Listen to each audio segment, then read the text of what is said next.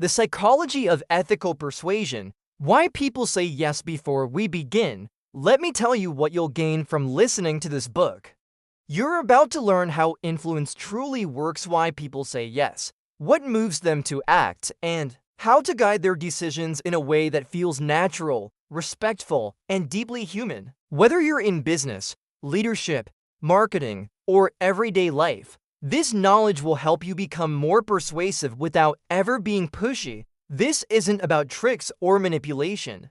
It's about understanding the core psychological triggers that shape behavior. You'll learn 6 timeless principles of influence, like giving before asking, staying consistent with our identity, following the crowd, and trusting those we like or respect, and how to apply them ethically. By the end of this series, you'll be able to communicate more clearly, lead more confidently, and inspire others more effectively. You'll have the tools to influence with integrity and be someone people naturally want to say yes to. We'll expand the 2 core principles: reciprocity and consistency.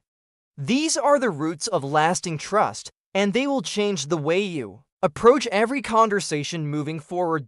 In video 1 is about the power of first giving and consistent action. It will cover with Chapter 1, the power of first giving, and Chapter 2, the psychology of staying consistent. In today's session, we begin to uncover 2 of the most powerful psychological forces that drive people to say yes. These forces are not abstract theories, they are lived realities, shaping how we buy, sell, lead, connect, and decide. You'll discover how the simple act of giving before asking unlocks doors that were once closed, and how understanding the human need for consistency allows you to build trust that lasts. These are principles drawn from decades of research, but more importantly, they reflect something deeply human, deeply relatable.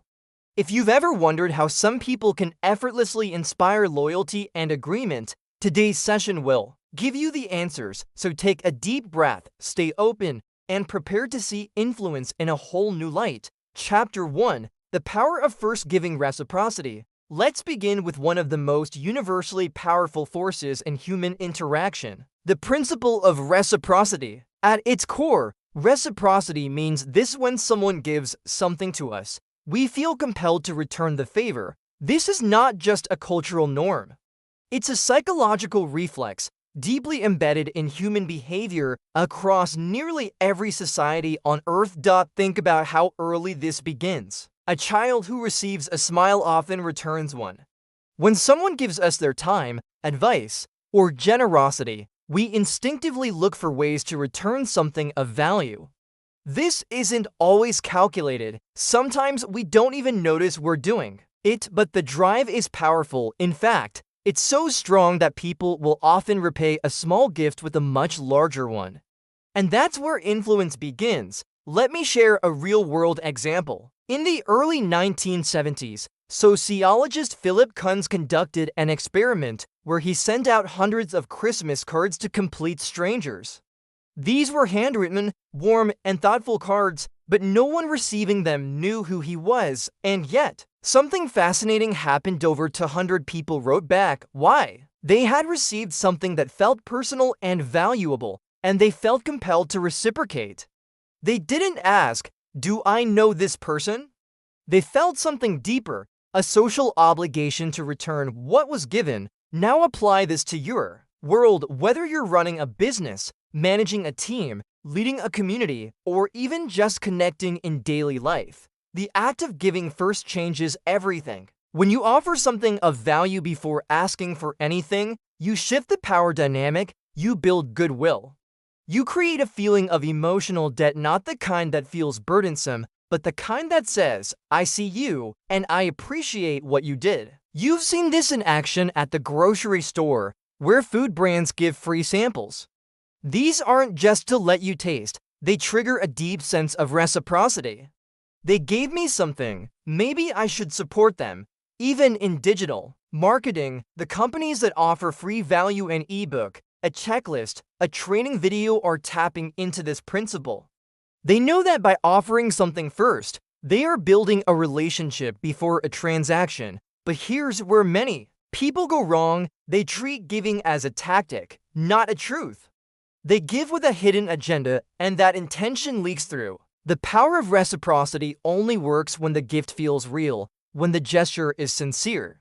If people sense you're giving just to manipulate them into saying yes, the effect disappears. Influence is not trickery, it's alignment with natural behavior. So, what should you give? That depends on your context. In business, it might be information, resources, or a moment of personal attention. In leadership, it might be recognition, mentorship, or trust. In personal relationships, it might be time, empathy, or service. The point is not what you give, it's that you give first, with integrity, because when you lead with generosity, people want to follow. When you show up with value, people listen. The first move matters. The tone you set in the beginning influences how the entire relationship unfolds, and perhaps most important of all, people don't forget who gave to them when they needed it most. The emotional memory of kindness runs deep. It doesn't just create a transaction, it creates loyalty. When you understand this, you no longer need to force influence. You become someone people naturally want to say yes to. Next, Chapter 2, the psychology of staying consistent, commitment, and consistency. Now let's move into a principle that's just as powerful, but often overlooked, the psychology of commitment and consistency. This principle reveals something fascinating about human nature. Once people make a choice, especially if it's public or requires effort, they feel a deep psychological pull to remain consistent with that choice. Not because they're forced to, but because consistency is tied to identity. Imagine this. Someone signs up for a 5K race. It's only a small commitment, a name on a list, a date on the calendar. But now, that person sees themselves as someone who runs. They start training, buying gear, telling friends. Why? Because the act of committing changed the way they see themselves. And now, they want to live in alignment with that image. This is the essence of consistency. People want their actions to match their beliefs, and their beliefs to match their public commitments. If there's a mismatch, it creates discomfort, what psychologists call cognitive dissonance, and human beings will go to great lengths to avoid that feeling. Cialdini illustrated this beautifully in a study with homeowners.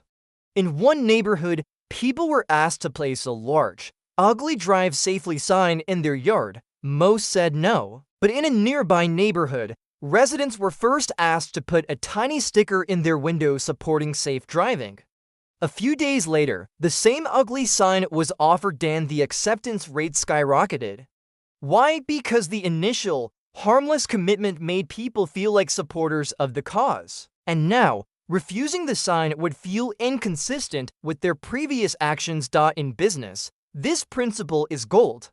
Smart brands don't just sell products, they invite customers into small commitments, liking a post, subscribing to a newsletter, trying a free sample. These micro-agreements build momentum, they slowly shape identity.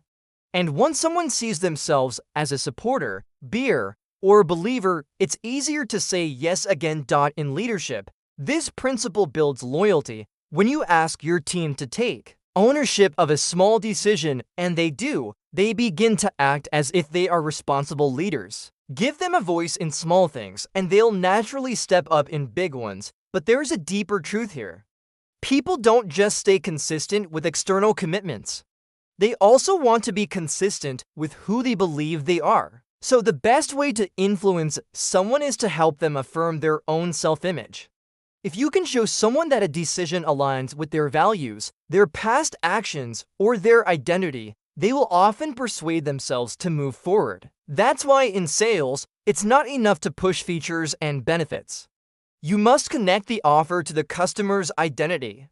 For example, if a product helps someone be more organized, and that person sees themselves as someone who values clarity and control, the decision to buy becomes an act of consistency. You're not just selling a product, you're helping someone reinforce who they are. Of course, this principle must be used with care.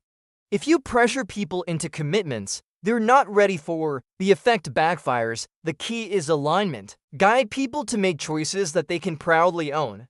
When they do, they'll walk the path with you because they've chosen it themselves. Today, we uncovered the first two pillars of powerful, ethical influence. We explored how giving first opens doors of trust and how consistency shapes the way people behave long after a small commitment is made. These principles are not tricks.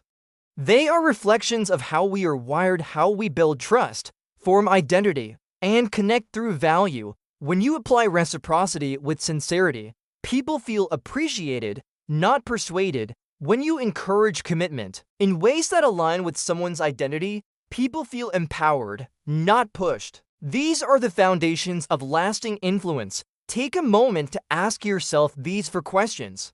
First, how can you give more value in your relationships, work, or brand before asking for anything in return? Second, what small commitments are you already receiving from others, and how can you honor them with consistency and trust?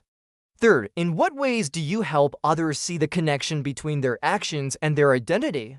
And fourth, where have you seen these principles used well or used poorly, and what can you learn from that? Your answers will shape how you show up as a leader, a professional, and a human being. If you found today's video valuable, be sure to subscribe and follow this series. The next video will explore the social forces that shape human behavior, why people follow the crowd, and how trust becomes the most powerful currency in influence. Join me as we go even deeper into the art and science of saying yes with integrity. And do not forget to hit the subscribe and like our video. See you in next lesson.